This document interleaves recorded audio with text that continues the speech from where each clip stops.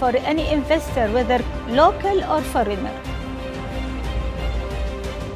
A lot of our development projects are done in partnership with foreign firms. Foreign companies must understand what are the needs for Kuwaiti projects.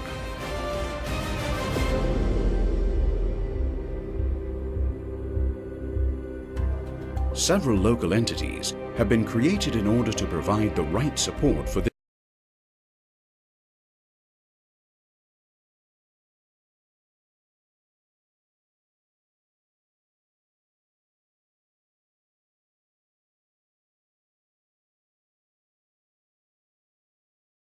days or less. Multinational companies operating in Kuwait have access through Kadiba to available incentives, exemptions and guarantees. What we are looking for is to attract innovation, technologies, help us and create job opportunities for the Kuwaitis and bring an added value investment to the Kuwait economy. Kadiba can provide them with all the facilities and all the information they need about the new projects that's available. As part of Kadiba's network, the Kuwait Authority for Partnership Projects is also here to help. It ensures that the new law strengthens and enables PPPs while broadening the benefits they bring to both public and private entities. One of the projects we are offering is a very large scale that need very specialized know-how, and that can only be done by large international investors. The government and the private sector are reacting in a positive way to do these improvements.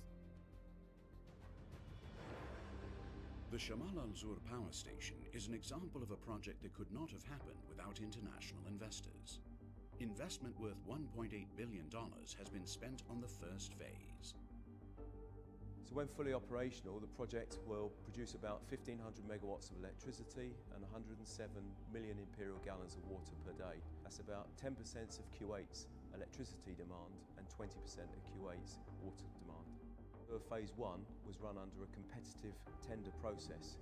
Phases 2, 3, 4 and 5 will follow a similar process, and we expect to see other international investors and lenders be attracted to Kuwait.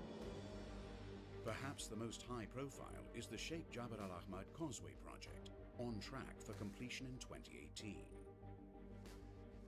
Jamal Abdul Nasser Street is undergoing major improvements worth $800 million.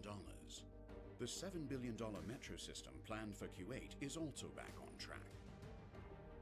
Construction on the new terminal at Kuwait International Airport is set to increase passenger capacity from 5 to 10 million passengers a year. The Civil Aviation Master Plan includes major projects which will expand and develop Kuwait International Airport's infrastructure and facilities. The $16 billion Mubarak Al Kabir port will handle over 3.6 million TEUs per year, becoming a multimodal transshipment link to the GCC railway. The Sheikh Jabir Al Ahmed Culture Center is the flagship project for a new cultural district. It includes state-of-the-art theaters, concert halls and exhibition space. These are just a few of the 30 projects planned in 9 strategic sectors.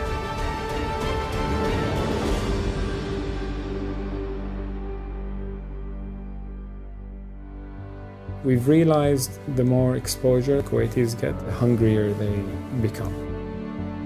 And this is why there's a lot of investment in healthcare, in infrastructure, in education. The government recently announced the latest phase of the Kuwait Development Plan, an ambitious long-term strategic vision, including a $116 billion investment package. Especially right now, the opportunities are a lot. We see that the next few years we would like to invest in Kuwait. I mean, why do we go out of Kuwait if we see the investments are and the opportunities are available? Multinational companies are already accepting the invitation. The first company to set up 100% foreign-owned operations in Kuwait, IBM. Its central office serves as a customer service hub, emphasizing research, systems integration and facilities management. Kuwait is very advanced when it comes to the information technology. We believe in Kuwait and we believe on the market. There is a big potential, and that's why we decided to pursue the relationship with Kadiba and start having our own license based on the 100%. We are not here just for a year or two. We are here to stay. Kuwait's massive development plans welcome ICT companies to diversify the economic landscape. Huawei is already committed to the non-oil sector, now that it's easier than ever to get started.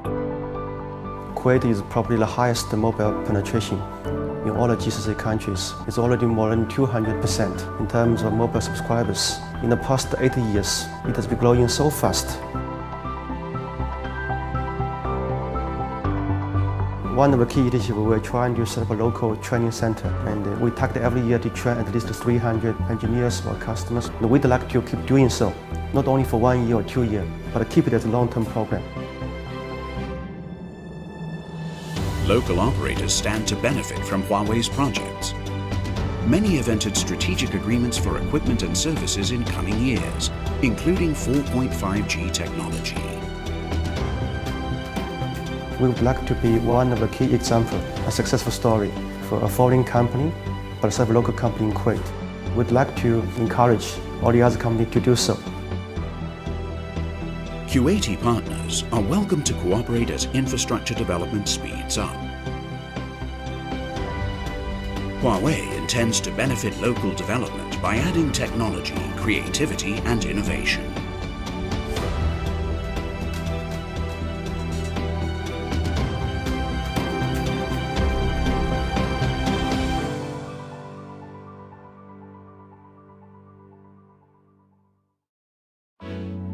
If we get companies like GE or IBM or any other tech giant that comes into Kuwait to actually mix into the Kuwaiti community, that would be the biggest benefit we can have for the economy here. We are open to receive a new idea, a new thinking, or a new hub that has a value added to the Kuwait economy. The projects are already there and development plan has been set. So it's a matter of execution. Kuwaitis have the passion. They have the creativity. So if we can supply the know-how and if we can supply the education, there is no reason whatsoever that Kuwait can't grow to become a global tech scene and a global entrepreneurship scene. We're all in one boat and we have one goal, which is developing the country.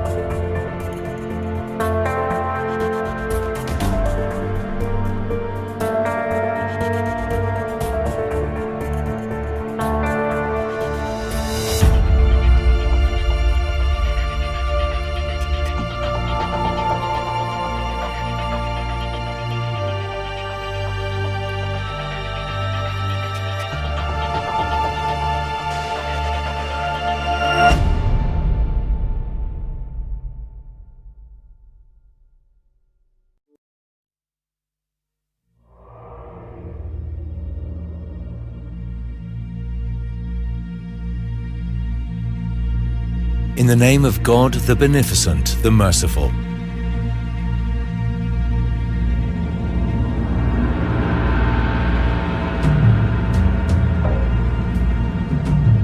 He it is who appointed the sun a splendor and the moon a light, and measured for her stages, that ye might know the number of the years and the reckoning.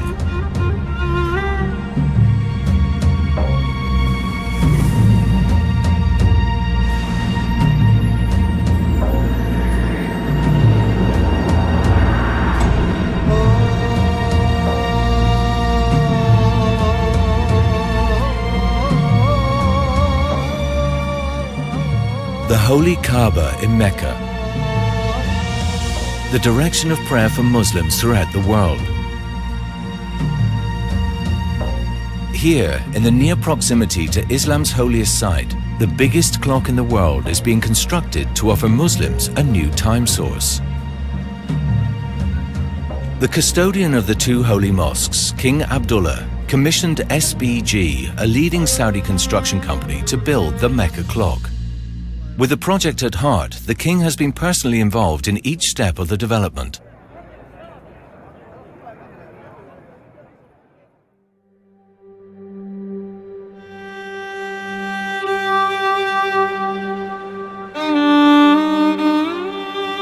Since time immemorial, man has developed instruments to measure time with ever greater precision and accuracy.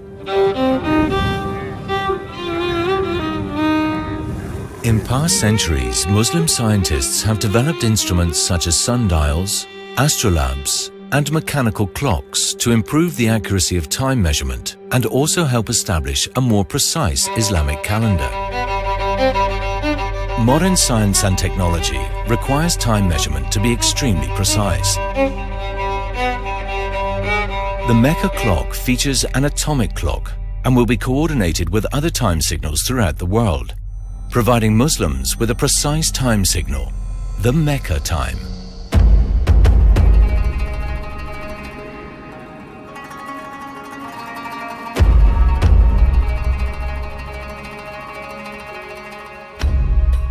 It was S.L. Rasch, a German design firm with great experience in the holy cities, that was commissioned to lead the development team of specialist engineers